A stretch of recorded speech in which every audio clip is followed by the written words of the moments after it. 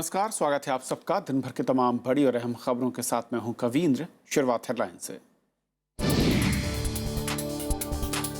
प्रधानमंत्री नरेंद्र मोदी ने की यूएई के क्राउन प्रिंस से मुलाकात। आतंकवाद, बीमा, रेलवे समेत कई अहम मुद्दों पर चर्चा। निवेशकों को 1000 अरब डॉलर के निवेश का न्योता। पाकिस्तानी उच्चायुक्त से विरोध के बाद भी नहीं थमी सीमा पर फायरिंग। लगातार 9वें दिन सरहद पर गोलीबारी जारी। कांग्रेस ने उठाए एनएसए स्तर की मुलाकात पर सवाल। सरकारी विज्ञापनों पर सुप्रीम कोर्ट का केंद्र को नोटिस। पूछा निगरानी कमेटी का स्टेटस। दिल्ली और तमिलनाडु सरकार पर लगा था अवमानना का आरोप। श्रीलंका में आम चुनाव के लिए मतदान खत्म। पूर्व राष्ट्रपति महिंदा राजपक्षे प्रधानमंत्री पद के मजबूत दावेदार। वोटों की गिनती का काम हुआ शुरू।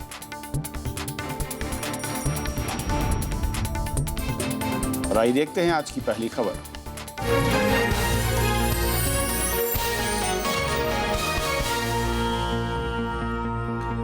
भारत और पाकिस्तान के रिश्तों में एक बार फिर खटास पड़ गई है। वजह सीमा पार से हो रही भारी गोलीबारी है, जिसमें अब तक भारत के 6 नागरिकों की मौत हो चुकी है, जबकि 10 लोग घायल हुए हैं। सवाल अब उस मुलाकात पर भी खड़े हो रहे हैं जो आगामी 23 अगस्त को भारत और पाकिस्तान के सुरक्षा सलाहकारों के बीच प्रस्तावित है। भारत के जबरदस्त विरोध के बाद भी सीमा पार से हो रही फायरिंग रुकने का नाम नहीं ले रही है। ये लगातार 9वां दिन है जब पाकिस्तान की ओर से सरहद पर गोलीबारी जारी है। आलम यह है कि यहाँ रहने वाले लोग दहशत में आ गए हैं। दहशत भी इतनी कि बाशिंदे पलायन को मजबूर हैं। बहुत ज्यादा दहशत का बना हुआ यहाँ हर एक इंसान के अंदर है। 3 दिन से बहुत तगड़ी फायरिंग हुई, शेलिंग बहुत तगड़ा फायरिंग हुआ, तो अभी सभी लोगों का खौफ है थोड़ा। वहीं अब दोनों देशों के सुरक्षा सलाहकारों के बीच प्रस्तावित मुलाकात पर भी सवाल खड़े हो गए हैं।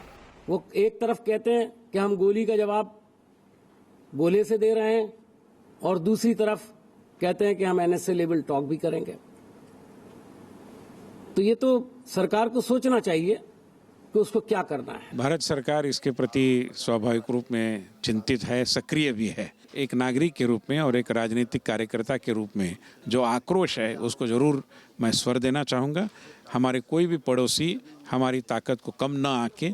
हालांकि रविवार को विदेश मंत्रालय ने जबरदस्त विरोध जताते हुए पाकिस्तान के उच्चायुक्त अब्दुल बासित को तलब तो किया था, लेकिन कमोबेश हालात वैसे ही हैं। रविवार रात भी पाकिस्तान की ओर से भारी गोलीबारी की गई। The Pakistan government needed to take necessary steps to ensure that the Pakistan military does not undermine peace and tranquility along the international boundary and the line of control. Our side would like to have a more effective mechanism in place as to determine as to who indulges in these unprovoked firing. आंकड़ों पर गौर करें तो मसला वाकई में गंभीर लगता है। अगस्त महीने में ही अब तक 40 बार संघर्ष विराम का उल्लंघन किया गया, जबकि जुलाई के महीने में ये आंकड़ा 19 था। पूरे साल की बात करें तो इस साल अब तक 230 दफा पाकिस्तान की ओर से सीज फायर तोड़ा गया है। अब ऐसे में 23 अगस्त को होने वाली एनएसए स्तर की मुलाकात दोनों देशों के रिश्ते में कितना सुधार लेकर आती है, देखने वाली बात होगी। Bureau report, Rajya Sabha TV. और इस पूरे मसले पर और बातचीत करने के लिए हमारे साथ आईडीएसएस रिसर्च फेलो कर्नल विवेक चड्ढा साहब हैं। विवेक जी, स्वागत है आपका। एक तरफ बातचीत का माहौल तैयार हो रहा था, मैं कहूँ कि तमाम जो एक बाधाएं हैं उसके बीच में एनएसए लेवल की टॉक्स की बात हुई, डेट भी फाइनल हुई, लेकिन ऐसा लगता है कि जैसे जैसे तारीख नज़दीक आ रही है गोलीबारी तेज़ होती जा रही है। ये बिल्कुल सही आपका कहना है। आप देखिए, ये पहली बार नहीं है कि जब बातचीत का माहौल बना है या किसी प्रकार का मुलाकात हुई है लीडरों के बीच में, इस प्रकार के हालात पैदा नहीं हुए हैं। मेरे विचार से पाकिस्तान में कुछ ताकतें ऐसी हैं जो कि ये नहीं चाहती कि दोनों देशों के बीच में बातचीत हो, हालात में सुधार हो। और ये कहना कोई गलत नहीं होगा कि पाकिस्तान, क्योंकि कहने के लिए एक डेमोक्रेसी ज़रूर है, बट वहाँ के जहाँ तक हिंदुस्तान के साथ के रिलेशंस हैं वो इसमें कोई शक नहीं है कि वो आर्मी कंट्रोल करती है। और जब हम हालात का जायज़ा करते हैं उससे बिल्कुल संकेत साफ हो जाते हैं कि अगर ये हालात बिगड़ रहे हैं तो वो किस वजह से बिगड़ रहे हैं। वहाँ पर आर्मी नहीं चाहती है कि ये बातचीत आगे बढ़े और इन हालात में सुधार हो। तो इसी वजह है जो आप बार बार देखते हैं कि जब भी बातचीत का माहौल बनता है तो ये जो भी विराम होता है, फायरिंग में विराम होता है, वो दोबारा टूट जाता है। तो ऐसे में विवेक जी सवाल ये उठता है कि जब अगर वहाँ की ताकतें नहीं चाह रही, जो शायद ऐसा लगता है कि सरकार पर, वहाँ की चुनी हुई सरकार पर हावी हैं, तो फिर ऐसे में बातचीत का मायने का और बातचीत का जो रिजल्ट है वाकई क्या प्रभावी होगा, व्यवहारिक होगा? देखिए, जब भी दो देश आपस में किसी प्रकार का उनका रिलेशनशिप आगे बढ़ता है, ये अलग लेवल्स के ऊपर बढ़ता है, अलग अलग स्तर के ऊपर बढ़ता है। उसमें एक स्तर है आपका LOC के ऊपर, जहाँ पर दोनों सेनाएं आमने सामने तैनात हैं, और उसमें आपने देखा होगा कि गवर्नमेंट की तरफ से बिल्कुल क्लियर संकेत दिए गए हैं कि अगर किसी प्रकार का वहाँ से फायरिंग होता है तो उसका मुंह तोड़ जवाब दिया जाएगा। तो एक ये लेवल है जिसके ऊपर मिलिट्री अपना काम जिस प्रकार से उसको करना है वो करती है। दूसरे लेवल के ऊपर आपकी डिप्लोमेसी चलती है। और अगर आप देखिए, मान लीजिए हम बोलते हैं कि ठीक है बातचीत नहीं होनी चाहिए, मगर वो कौन से ऐसे हालात हैं जब आप बातचीत दोबारा शुरू करेंगे? इसीलिए मेरे विचार से जो गवर्नमेंट ने स्टैंड लिया है, जो उनका विचार है, वो इस प्रकार से है कि हमने जो मिलिट्री कार्रवाई करनी है वो अपने स्तर पर चलेगी, मगर एक मैच्योर देश की ओर से हमारी तरफ से जो भी पहल होनी है बातचीत की ओर, डिप्लोमेसी को बढ़ाना देने की ओर, हालात को सुधारने की ओर, वो की जाएगी। इसी वजह से मेरे विचार से गवर्नमेंट टॉक्स के ऊपर कोई नेगेटिव टिप्पणी अभी तक नहीं की है, और हमारी ओर से मेरे ख्याल बहुत क्लियर ये एक संदेश है कि इन हालात को जो ताकतें बिगाड़ना चाहती हैं उसके बावजूद हम बातचीत करना चाहेंगे। तो क्या ये माना जाए विवेक जी कि जब भी इस तरह की बातचीत होती है, डिप्लोमेसी को जो दूसरे, मैं कहूँ कि हथकंडे, मैं शब्द का इस्तेमाल कर रहा हूँ, कि चाहे वो आतंकवाद के जरिए हो या फिर सीमा पर उकसावे वाली कार्रवाई हो, उसके जरिए उसे ओवररूल करने की कोशिश होती है, और शायद हम उन दोनों को अलग अलग नहीं रख पाते, इसलिए बार बार मैं कहूँ कि बातचीत आगे नहीं बढ़ पाती। जी बिल्कुल सही है आपका जो अंदाज़ा है। ये पॉलिसी पास्ट में भी हमने देखी है, होती रही है। मैं ये नहीं कहता कि चाहे कोई भी हालात हो, हमारा डिप्लोमेसी का जो जरिया है वो वैसा ही रहना चाहिए, मगर जो रेड लाइंस हैं वो बहुत क्लियरली, संकेत जो हैं वो बहुत क्लियर होने चाहिए हमारे पास कि किस हालात में या किस हालात तक हम किस प्रकार से और किस लेवल के ऊपर बातचीत करना चाहेंगे। मेरे विचार से पिछले 1 साल सवा साल के अंदर इसके अंदर जो हमारी पॉलिसी है उसमें एक मैच्योरिटी आई है, उसको एक दिशा दी गई है जो कि एक बहुत मैच्योर दिशा है। और ये कहना कि एक गोली वहाँ से फायर होती है तो हम बातचीत नहीं करेंगे, मेरे ख्याल ये आगे चलने का कोई तरीका नहीं है। जो तरीका अभी लिया गया है उसके अंदर आप देखिए 2 पहलू के ऊपर ये पॉलिसी चल रही है। एक मिलिट्री पहलू है जो अपनी जगह चल रहा है, दूसरा डिप्लोमेसी का पहलू है जो कि एक सोचे समझे तरीके से चल रहा है। एक आखिरी सवाल सर, कि जिस तरीके से कई एक्सपर्ट ये मानते हैं कि अगर इस तरह के वाक़े होते रहें, उसके साथ अगर हम बातचीत को फ्रूटफुल, मैं कहूँ कि रिजल्ट तक ले जा पाएँ, तो ज़्यादा बड़ी जीत होगी हमारे लिहाज से भी, दोनों देशों के लिहाज से भी, और उन लोगों को मुँह की खानी पड़ेगी जो लोग लगातार, मैं कहूँ कि ब्रेकअप करने की बात करते हैं या फिर उसको रास्ते में रोड अटकाने की बात करते हैं। क्या बिल्कुल सही है। पाकिस्तान के अंदर भी कई ताकतें हैं जो चाहती हैं कि रिश्तों में इम्प्रूवमेंट होनी चाहिए। हमारा मिलिट्री रिस्पांस एक हाथ पर चलता है, दूसरे हाथ से हमारा ये भी फर्ज बनता है कि उन ताकतों को किसी प्रकार से बढ़ावा दिया जाए ताकि जो इस बातचीत में खलल डालने वाली ताकतें हैं उनको क्लियरली एक्सपोज किया जा सके। और मेरे विचार से ये जो गवर्नमेंट की पॉलिसी है कि ये टॉक्स अभी तक जारी रहनी चाहिए, ये इसी दिशा में एक कदम बढ़ाया जा रहा है। विवेक जी, बहुत बहुत शुक्रिया इस पूरे मसले पर बातचीत करने के लिए आपका। तो ये थी हमारी पहली खबर। छोटा सा ब्रेक, और ब्रेक के उस पार दिन भर की दूसरी बड़ी खबरें।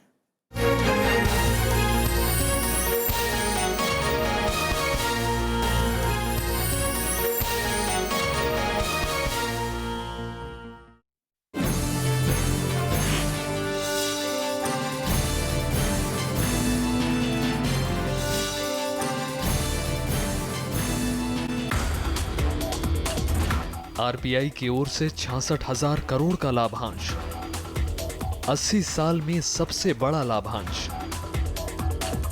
क्या मिलेगी अर्थव्यवस्था को रफ्तार? कैसे आएगा बाजार में सुधार?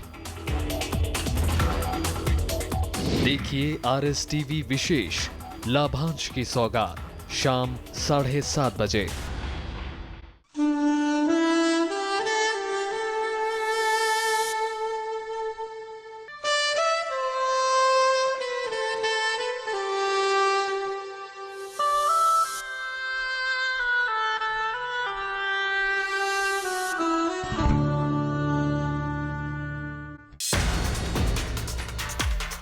प्रधानमंत्री नरेंद्र मोदी के यूएई दौरे का दूसरा दिन, यूएई के राजकुमार से की मुलाकात, उद्योगपतियों को दिया निवेश का न्योता। देखिए पहली खबर, यूएई में प्रधानमंत्री, रात 8 बजे। पूर्व राष्ट्रपति राजपक्षे की नजरें सत्ता पर, क्या हो पाएंगे राजपक्षे कामयाब या रानिल विक्रमसिंघे रहेंगे सत्ता पर बरकरार? एक विश्लेषण देश देशांतर में, श्रीलंका में संसदीय चुनाव, रात 8:30 बजे।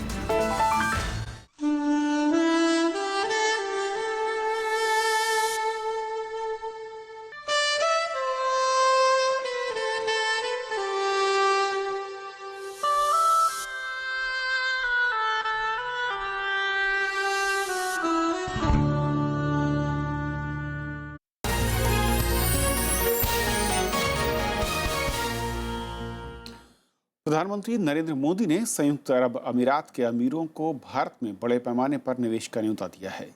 यूएई यात्रा के दूसरे दिन मस्दर में निवेशकों के साथ बैठक में उन्होंने कहा कि भारत में 1000 अरब डॉलर के निवेश की संभावना है। साथ ही कारोबारियों की चिंताओं को दूर करने के लिए तुरंत कदम उठाने का भरोसा भी दिया।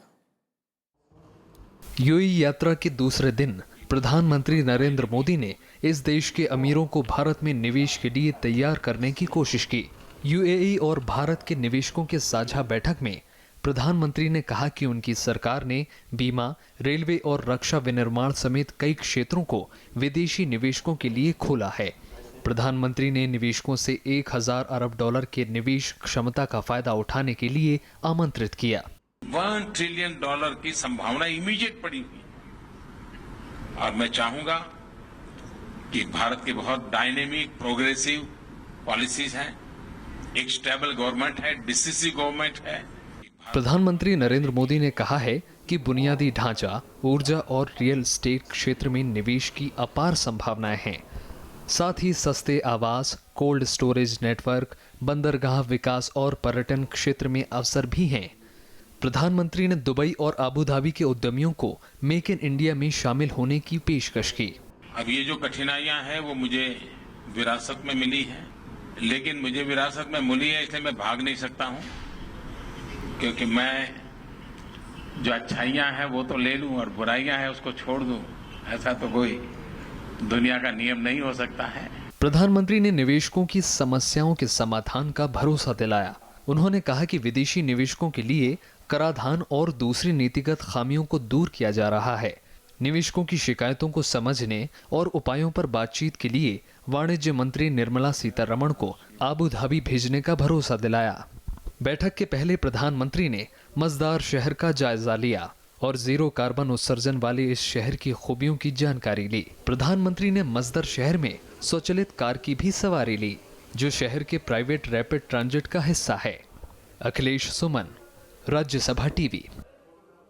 प्रधानमंत्री नरेंद्र मोदी ने अबू धाबी में संयुक्त अरब अमीरात के क्राउन प्रिंस शेख मोहम्मद बिन जायद अल नहयान से मुलाकात की। इस दौरान आतंकवाद के खिलाफ लड़ाई, सुरक्षा और व्यापार बढ़ाने पर बातचीत की। इसके साथ ही दोनों पक्षों ने सामरिक रिश्तों को और आगे ले जाने पर बातचीत की है। आर्थिक सहयोग को दीर्घकालिक बनाने पर भी जोर दिया गया। प्रधानमंत्री ने निवेश की सुरक्षा और विकास में सहभागिता के लिए अपराध मुक्त वातावरण की जरूरत बताई। यूएई में प्रधानमंत्री नरेंद्र मोदी की ओर से यूपीए सरकार पर कसे गए तंज पर कांग्रेस ने प्रतिक्रिया दी है। कांग्रेस नेता आरपीएन सिंह ने कहा कि प्रधानमंत्री घरेलू राजनीति को विदेशों में जाकर उठाने पर उन्हें आपत्ति है और पाकिस्तान की ओर से जारी संघर्ष विराम के उल्लंघन के बावजूद सरकार की ओर से एनएसए स्तर की पेशकश की भी आलोचना की। कि हिंदुस्तान का क्या हालत पिछले वर्षों से रहा, क्या ये चीज दूसरे के मुल्क में जाके बताने की चीजें हैं? मुद्दों को लोगों के मन से हटाने के लिए ऐसे अगर बयान देंगे देश के बाहर, तो आप सबको और हम भारतीयों को लगेगा कि जो अपना ही घर नीचे दिखाता है, इससे खराब चीज एक प्रधानमंत्री के लिए, देश के लिए क्या हो सकती है। उत्तर प्रदेश विधानसभा के मॉनसून सत्र का दूसरा दिन विरोध और नारेबाजी की भीड़ चढ़ गया। विधानसभा के दोनों सदनों में जमकर नारेबाजी हुई और विपक्ष ने भारी विरोध के बाद दोनों सदनों को स्थगित करना पड़ा। हालांकि विरोध के बीच मुख्यमंत्री अखिलेश यादव ने राज्य का सप्लीमेंट्री बजट पेश कर दिया। कानून व्यवस्था ध्वस्त है। ये तस्वीरें उत्तर प्रदेश विधानसभा की हैं। सोमवार को जहां गतिरोध जैसे हालात पैदा हो गए, राज्य में बिगड़ती कानून व्यवस्था को लेकर विपक्षी पार्टियों ने एकजुट होकर राज्य सरकार के खिलाफ नारेबाजी की, जिसका नतीजा ये रहा, दोनों सदनों को कुछ ही देर में स्थगित करना पड़ा। कानून व्यवस्था ध्वस्त है, सपा सरकार मस्त है। कि आज पूर्व उत्तर प्रदेश में जिस तरीके से गुंडे माफिया अपराधी बेखौफ होकर के कानून की धज्जियां उड़ा रहे हैं, जिसके चलते प्रदेश की जनता का जीना हराम हो चुका है और बड़े पैमाने पर अपराध की घटनाएं बढ़ी हैं। विधानसभा के अंदर ये हुआ तो विधानसभा के बाहर कांग्रेसी कार्यकर्ताओं ने सूबे सरकार के खिलाफ मोर्चा निकाला। हालांकि कांग्रेस का आरोप है कि पुलिस ने जबरन लाठीचार्ज किया, जिसमें कई कार्यकर्ताओं को चोटें आई। कानून और व्यवस्था की स्थिति, किसानों की बिगड़ती हालत, व्यापारियों को जिस तरीके से लूटा जा रहा है, ये सारे मुद्दे थे जिन मुद्दों को लेकर शांतिपूर्वक ढंग से प्रदर्शन कांग्रेस के कार्यकर्ता कर रहे थे। लेकिन अचानक लाठी डंडे बरसा के जिस तरीके से यहाँ पर माहौल पैदा किया गया है, इसकी कड़ी निंदा की जाती है। वहीं गतिरोध के बीच मुख्यमंत्री अखिलेश यादव ने इस साल का सप्लीमेंट्री बजट पेश कर दिया। बजट तकरीबन 1,98,000 का है, जिसे राज्य का अब तक का सबसे बड़ा सप्लीमेंट्री बजट बताया जा रहा है। Bureau report, Rajya Sabha TV. Madhya Pradesh में नगरीय निकाय चुनाव में मिली शानदार जीत को बीजेपी कांग्रेस के आरोपों के जवाब तौर पर पेश कर रही है। व्यापम घोटाले में कांग्रेस ने मुख्यमंत्री शिवराज सिंह चौहान का इस्तीफा मांगा था और इसके चलते मानसून सत्र में संसद में भी कामकाज में अवरोध खड़ा हुआ था। मध्य प्रदेश में लगातार 3 विधानसभा चुनाव जीतने वाली बीजेपी की नगरीय निकायों में जीत अप्रत्याशित नहीं है, लेकिन नगर निकायों में जीत बीजेपी के लिए अहम है। पार्टी ने इन परिणामों को व्यापम घोटाले में लगे आरोपों पर जनमत संग्रह की तरह पेश किया है कि जब एक निरर्गल प्रचार हमारे विरोध में किया गया बहुत गैर जिम्मेदाराना पद्धति से, तब उसका कुछ न कुछ जनता के अंदर जो भी उसकी प्रतिक्रिया होगी वो अभिव्यक्त करने का जनता को एक रास्ता था कि वो वोटों के द्वारा उसको स्वर दे, उसको आवाज दे। बीजेपी का कहना है कि कांग्रेस ने व्यापम मामले को संसद के बाद सड़कों पर ले जाने का ऐलान किया था। इन नतीजों से कांग्रेस को जवाब मिल गया है।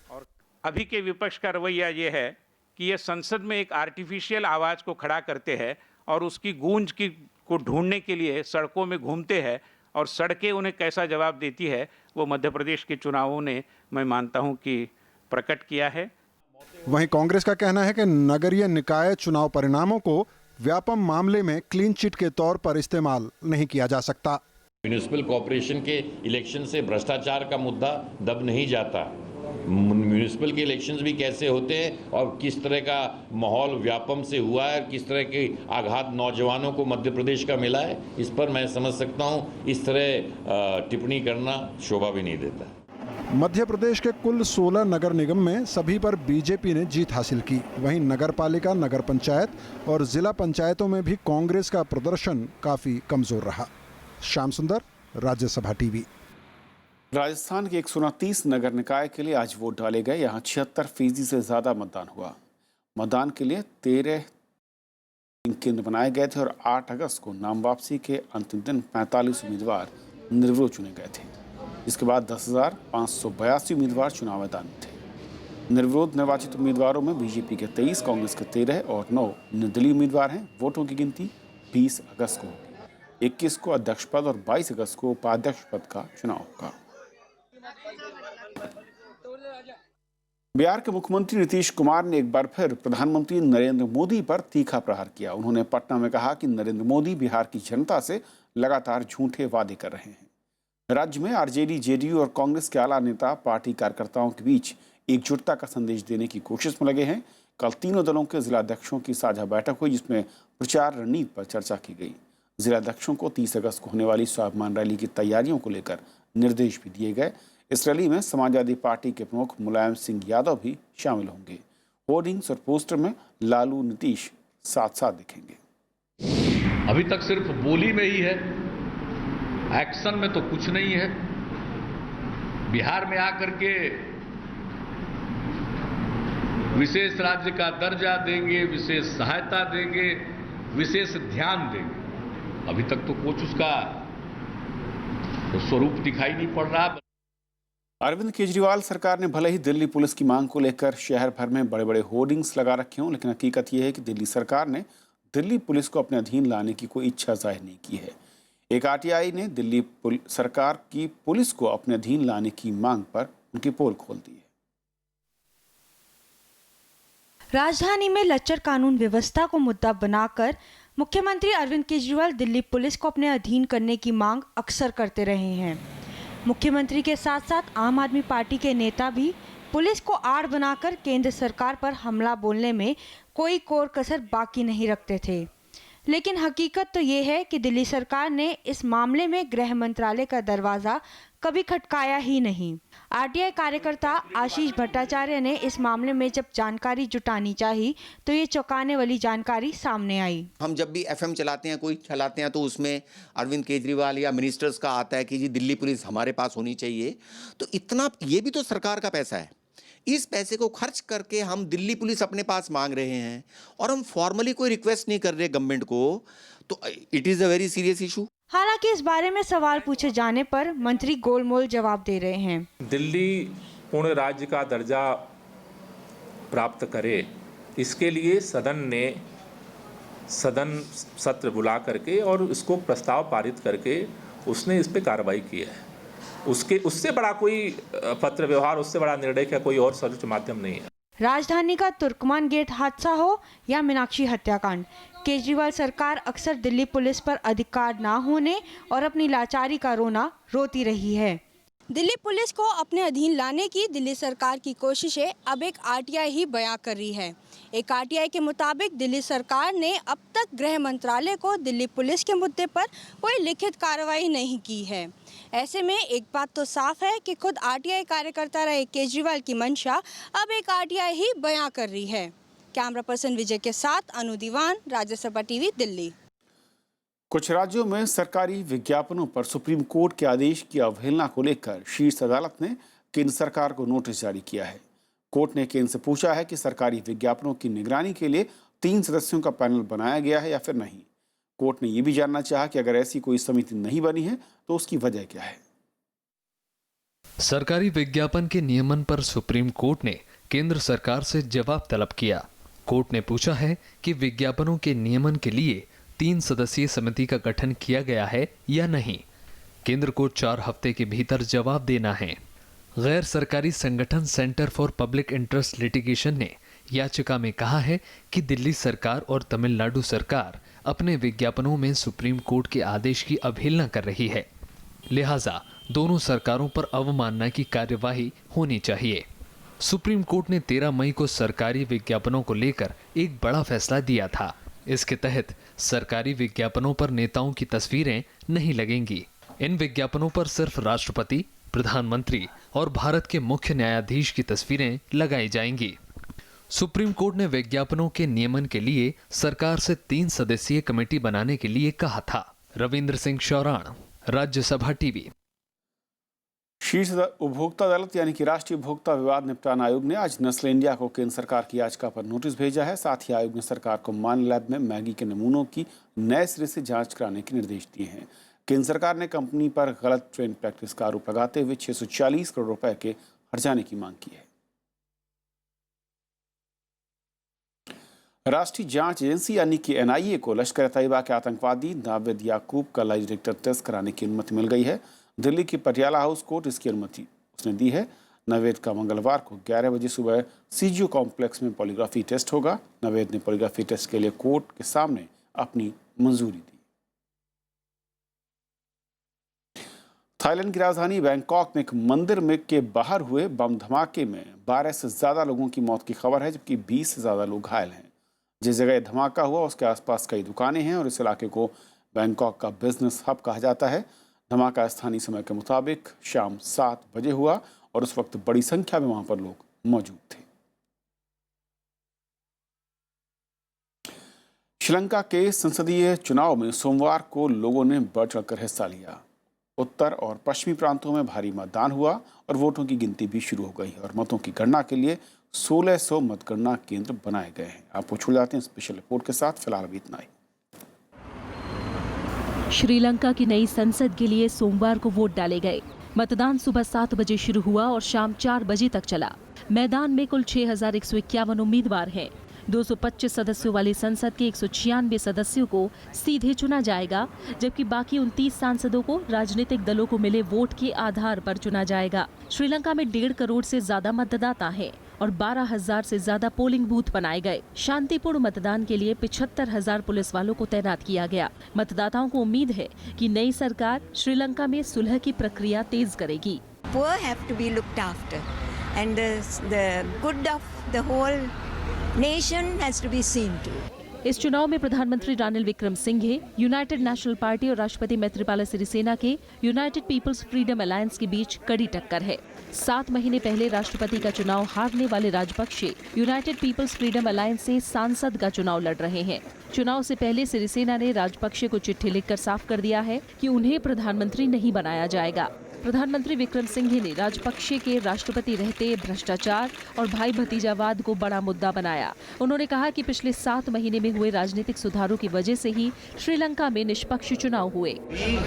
Of the United National Front, a group representing a cross section of political parties and civil society and contesting under the United National Party is confident of victory that we can consolidate the January 8th revolution. Sri Lanka में इन चुनाव पर 30,000 से ज्यादा घरेलू और करीब 200 अंतर्राष्ट्रीय पर्यवेक्षकों ने नजर रखी। संसद में सामान्य बहुमत के लिए किसी भी दल या गठबंधन को कम से कम 113 सीटों की जरूरत होगी। Bureau report, Rajya Sabha TV.